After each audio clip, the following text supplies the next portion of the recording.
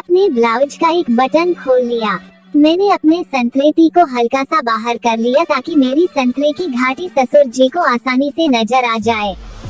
जब मैं सामने से खाना परोस रही थी तो मैंने घूंघट डाल लिया था। मैं सामने झुककर खाना डालने लगी तो देखा कि उनकी नजर मेरी संतरे की घाटी में झांक रही थी। जब तक मैं वापस सीधी न हो गई तब तक वो मेरी संतरे को ताड़ते रहे। फिर दोबारा जब खाना दिया तो मैं कुछ ज्यादा ही नीचे झुक गई और मैंने ससुर जी को अपनी संतरे के दर्शन जी भरकर करवा दिए। अब वो मेरे जाल में फंस गए थे। तीर सही निशाने पर लगा था। अब मैं कई बार दिन में उनसे जानबूझकर टकराने लगी ताकि उनके अंदर हवस के शोले भड़का सकूं।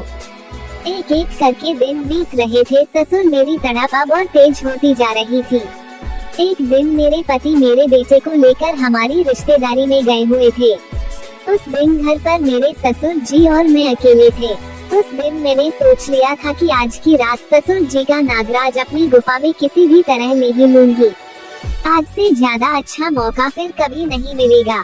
एक बार ससुर को मेरी गुफा की लत लग गई तो फिर मेरे लिए अपनी गुफा में नागराज की राह बिल्कुल आसान हो जाएगी।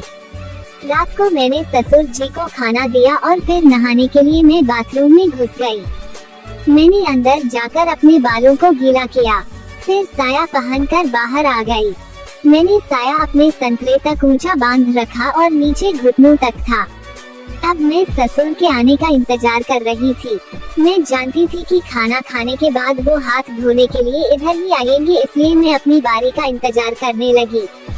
मैंने सोच रखा था कि मुझे क्या करना है। मैं बाथरूम के दरवाजे को हल्का सा खोलकर देख रही थी।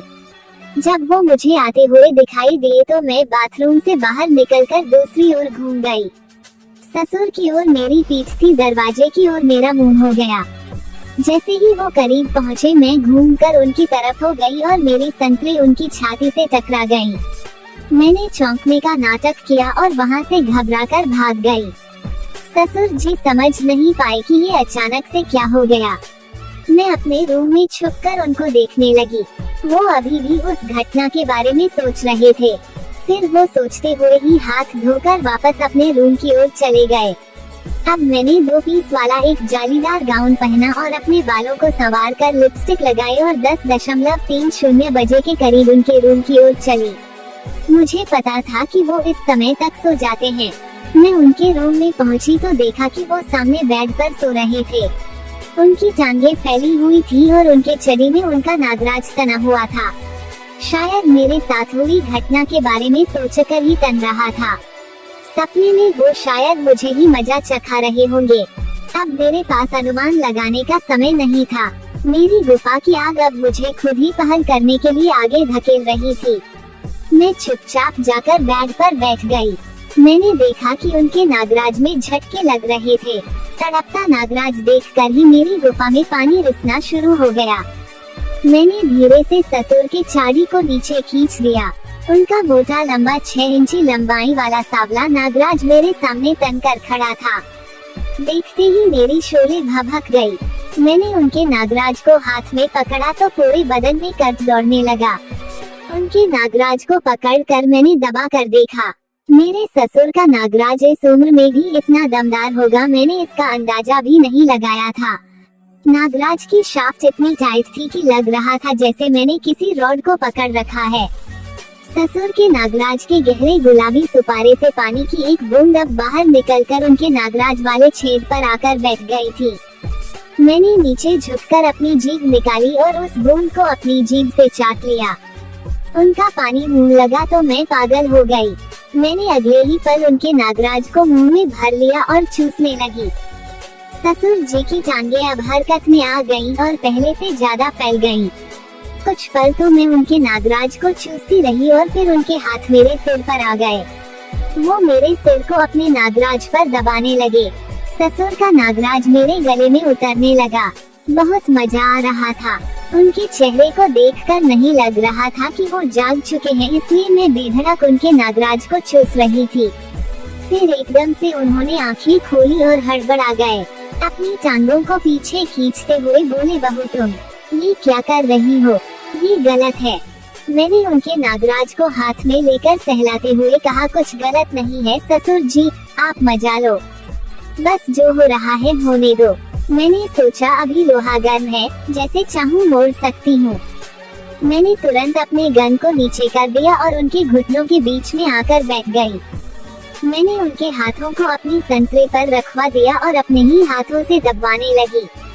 कुछ देर तो वो सोचते रहे कि क्या करें, आगे बढ़े या पीछे हट जाएं। मगर कब तक खुद को रोक कर रखते। उनके नागराज में लग रहे लगातार झटके उनको आगे बढ़ने के लिए मजबूर कर रहे थे। फिर उन्होंने मेरी संतरे को दबाना शुरू कर दिया। मैं समझ गई कि अब ससुर का नागराज मेरी गुफा की सवारी करने के लिए तैयार है।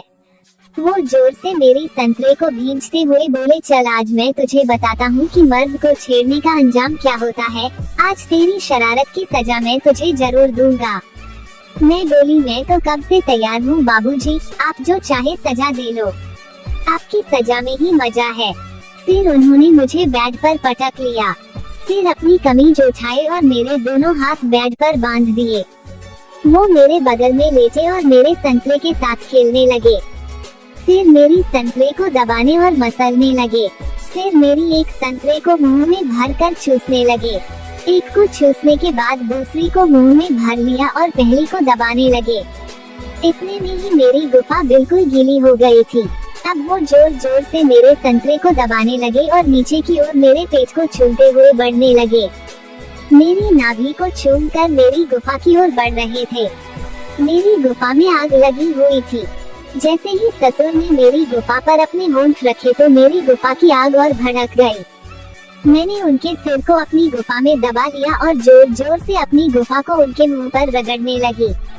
मेरी गुफा की प्यास को देखकर वो मेरी गुफा में जीभ से चटाने लगे और मैं पागल होने लगी। मुझसे अब बर्दाश्त नहीं हो रहा था। मैं बोली, बस ससुर जी अब मेरी गुफा में अपना नागराज डाल दो, मैं अब और नहीं रुक सकती हूँ।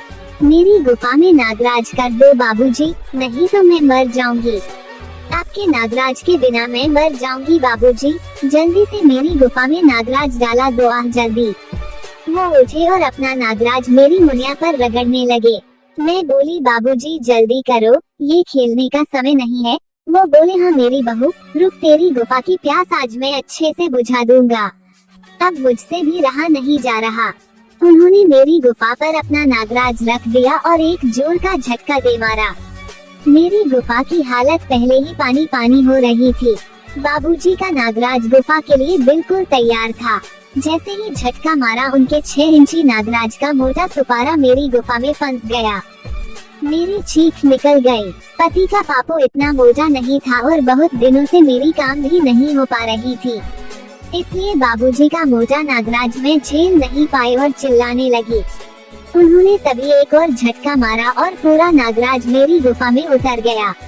बाबूजी ने मेरे ऊपर लेटकर मेरे होठों को चूसना शुरू कर दिया और मेरी गुफा में हल्के हल्के नागराज को चलाना शुरू कर दिया। अब धीरे धीरे मुझे भी नागराज लेकर मजा आने लगा। मैंने बाबूजी का साथ देना शुरू किया और अब ससुर बहू दोनों ही एक दूसरे को चुभने लगे। अब मेरे मुंह से भी सिसकारियां निकल रही थी। अब उनकी स्पीड धीरे धीरे बढ़ने लगी। जोर जोर से झटके लगाते हुए वो मेरी गुफा की चुकाई करने लगे और मुझे ससुर के नागराज का पूरा मजा आने लगा। मैं बाबूजी घोड़ी तेज होती जा रही थी। मैंने अब अपने दोनों पैरों को हवा में उठा लिया। बाबूजी का नागराज अब और गहराई तक मेरी गुफा को ठोकने लगा। पूरे रूम में आवाज होने लगी। फिर वो मेरे मुंह पर हाथ रखकर मुझे जोर जोर से लगे। 20-25 झटकों के बाद बाबूजी के नागराज और मेरी गुफा ने एक साथ पानी छोड़ दिया। हम दोनों एक दूसरे से लिपट कर झड़ने लगे। दोनों के बदन में झटके लग रहे थे। सुबह मैं बेड में बाबूजी के साथ नंगी पड़ी हुई थी। वो उठे और फिर मेरे लिए चाय बनाकर ले आए। मैंने बेड में चाय पी और फिर वो बोले कि उठकर फ्रेश हो जाओ। दोस्तों, कहानी अच्छी लगी हो तो वीडियो को लाइक करें, चैनल को सब्सक्राइब करें। धन्यवाद।